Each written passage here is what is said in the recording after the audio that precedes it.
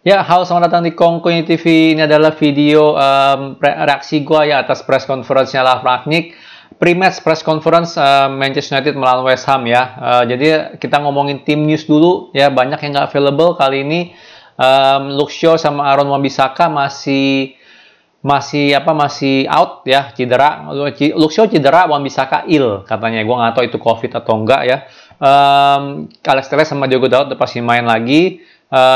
Victor Lindelof juga nggak available, bukan karena cedera kemarin, tapi karena kayaknya dia rumahnya kemalingan ya. Jadi dia nggak tahu lagi di mana, tapi rumahnya kemalingan ya. Ada istrinya sama anaknya yang umur 3 tahun atau apalah. Jadi Victor Lindelof belum training lagi ya. Dan juga Jadon Sancho masih belum training. Mungkin hari ini katanya bakal training, tapi kemungkinan besar nggak available besok ya kan. Jadi Jadon Sancho juga masih belum ready lah kalau gue bilang ya. Katanya sih keluarga penting dia lah yang meninggal gitu kan, yang nggak dibilang siapa sih, jadi nggak tahu gitu. Jadi Jadon Sancho juga nggak available, cukup banyak sih nggak available ya. Jadi siapa aja tuh? Luke Shaw, Wan-Bissaka, Jadon Sancho, Lindelof, yang 4 orang. Pogba udah pasti belum available juga. Siapa lagi nih? Kayaknya sih itu. Jadi ada kemungkinan besar, bukan kemungkinan besar, udah pasti Harry Maguire start sama Rafael Varane. Kan gue udah prediksiin kan, wah ini Maguire pasti main nih, benar ada Maguire bakal main sama Rafael Varane. Terlepas dari itu doang ya. Tapi kalau gue bilang dari formasi kan kemarin kan gue bilang kita masih 4-3-3 lah gue bilang ya. Tapi kemarin gue taruh Sancho, makanya gue ganti Greenwood sekarang ya. Dan Telles masuk lagi. Tadi gue pilih Luke Shaw karena Luke Shaw lebih balance. Terlepas dari itu cuma 2 doang yang gue nggak bener ya. Dan gue rasa Ronaldo harusnya main lagi lah ya. Nggak tahu Cavani bisa main atau enggak, tapi feeling gue sih Ronaldo bakal main lagi ya. Jadi it's a good news juga lah ya. Terlepas dari itu ada diomongin juga, bentar gue lihat catatan gue ya.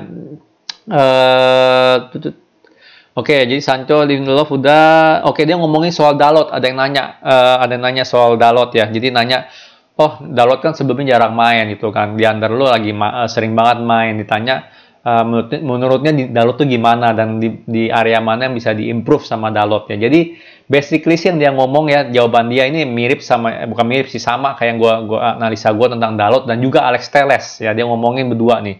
Jadi dia bilang secara offensively mereka berdua bagus, sangat bagus, tapi defensively emang mereka perlu diimprove dia bilang. Tapi juga nggak salah juga karena banyak juga dibilang fullback atau wingback yang tugasnya nyerang gitu loh ya kan. Mungkin sebelumnya pernah main sebagai winger atau apa, jadiin back gitu kan, makanya tugasnya lebih nyerang. Jadi gitu. Jadi bang nggak masalah juga.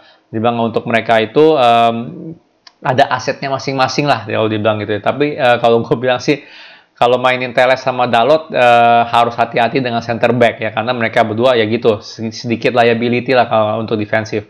Makanya gue lebih suka Luke Shaw sih. Jadi kalau ada Luke Shaw di kiri jadi lebih balance lah kalau gue bilang ya. Jadi kalau emang Dalot mau kilaf maju kan ada Luke Shaw juga bisa cover di kiri gitu.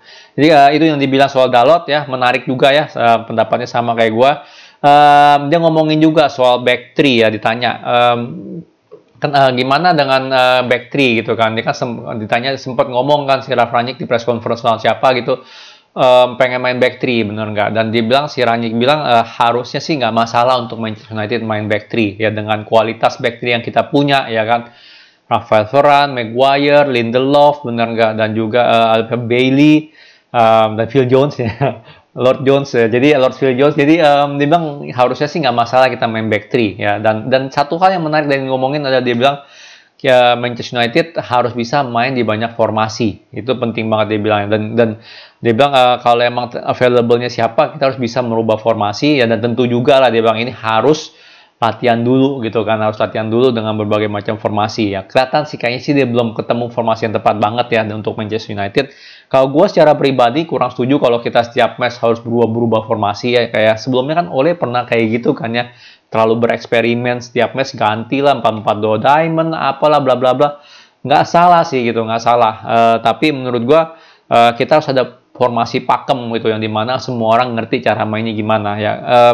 Gue tetap berpendapat ya, sama kayak si Rangnick juga ya, kalau kita tuh bisa main banyak formasi, dalam arti menurut gue sih dari segi pemain harus fleksibel ya, bukan timnya harus ganti formasi setiap minggu. Kalau menurut gue sih harusnya dari segi pemain harus bisa main banyak formasi, dalam arti dia harus ngerti lah kadang kalau memang dia harus lebih ofensif, kadang dia harus hold the line gitu kan, segala macam itu pemain harus pada ngerti ya. Kalau kita mau main 4-3-3, 4-2-3-1, atau 4-2-2-2 gitu. Itu pemain harus ngerti gitu. Kalau gue bilang sih pemainnya pintar harus ngerti. Jadi jangan cuman pelatih doang gitu yang ngikutin. Oh, pemainnya gini, gue main formasi ini deh. Itu harusnya jangan begitu gitu kan. Kalau emang ada saatnya kita mau lebih ofensif, kita mau lebih nguasain bola, ya kan pelatih mau ganti 4-4-2 diamond gitu in the mid game atau pemain harus pinter gitu, intelijensinya harus ada ya. Pemain bagus tuh seperti itu, gue bilang dia harus ngerti ya dimanapun juga gitu apa role dia ya yang ditugaskan, benar nggak? Kayak Bruno sekarang ini bukan jadiin attacking midfield, dia harus bisa gitu main sebagai posisi itu, yang harus fleksibel. Ya nggak mau, gue pengen main sebagai attacking midfield, nggak bisa begitu, benar nggak? Ya lu sebagai pemain bola ya lu harus bisa gitu beberapa posisi, dan juga ya itu penting banget kalau gue bilang, karena kita nggak bisa ya, kadang kalau lawan ketemu yang berbeda-beda gitu kan, yang kita perlu lebih ofensif, kita perlu lebih banyak kreativitas, kita perlu menangin midfield, ya mungkin kita harus rubah formasi, dan itu harus bisa diimplementasikan oleh pemain, yang nggak bisa nyalain pelatih juga. Tapi ya karena pelatih gitu kan, tugas dia kan cuman ya untuk menangin poin, bener nggak menangin game. Ya kalau game plan lu cuma main 4-3-3 terus, sementara lu diobok-obok di tengah misalnya atau apa gitu kan, ya lu harus ganti dong formasi atau apa kan. Jadi ini penting banget sih kalau gue bilangnya. Dan gue lihat Rangnick ini nggak cukup berani untuk ganti formasi di mid game ya, sering banget ya. Babak pertama jelek, mid game diganti gitu, mid game diganti, tempo diganti, formasi diganti. Dan ini sih penting kalau gue bilang, penting banget ya. Jadi main back three dibilang harusnya bisa, dan kita harus bisa main banyak formasi ya.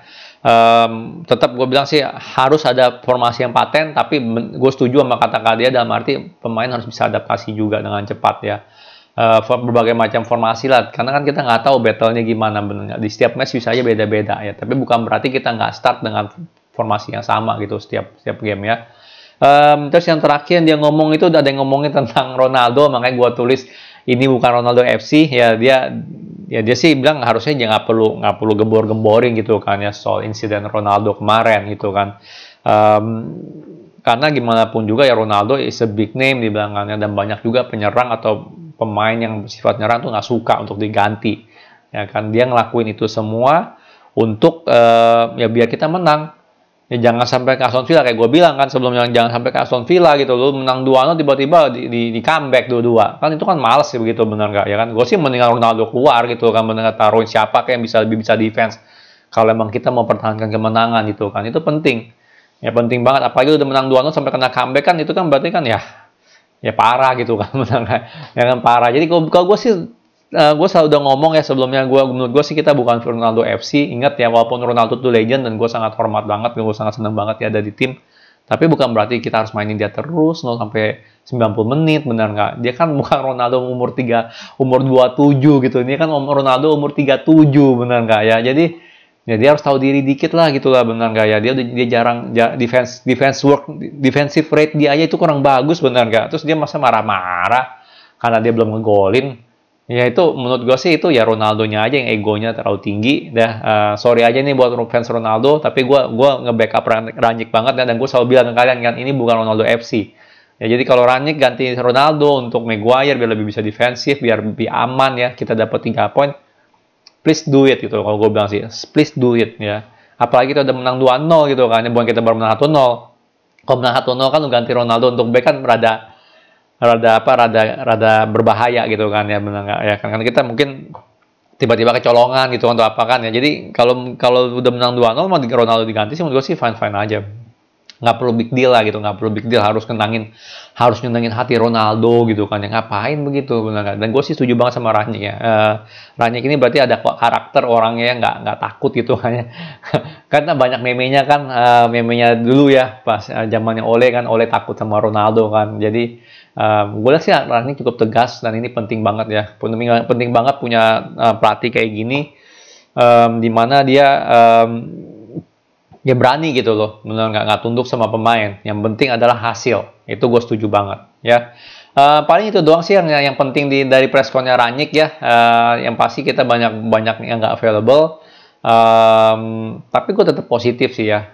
Tunggu gue lihat bentar ya, West Ham ada tim news apa ya, Souček sama Kusuma bisa bisa main ya, bisa return ya, terus bahaya sih jujur aja. Suma bagus, gue bilang sih dia defender yang bagus. Sucek juga, ada Sucek sama Deklarasi solid banget ya itu berdua. Jadi gue sih berharap Sucek nggak main sih jujur aja sih. Kalau gue sih kalau emang kita mau positif, Sucek jangan main lah kalau bisa.